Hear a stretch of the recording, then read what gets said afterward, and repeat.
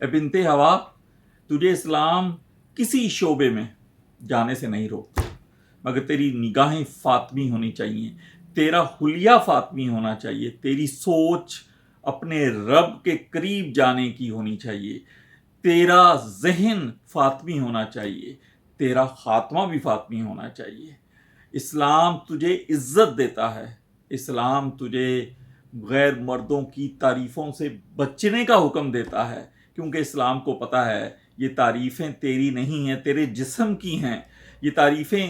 تیرے حلیے کی ہیں، یہ تعریفیں تیرے سراپے کی ہیں، اور جب تھوڑا وقت گزر جائے گا یہی تعریفیں تیرے لیے کانٹے بن جائیں گی، تیرے لیے آگ بن جائیں گی۔ جب تو کسی اور کے منہ سے وہی اپنے لباس کے بارے میں باتیں سنے گی تو پاگل ہو جائے گی۔ تو اس لیے میری بہنوں، بیٹیوں، اپنے آپ کو بچاؤ اور اس ہوس پرستی کی دنیا سے کامیابی کے ساتھ اپنے رب کی طرف چلی جاؤ۔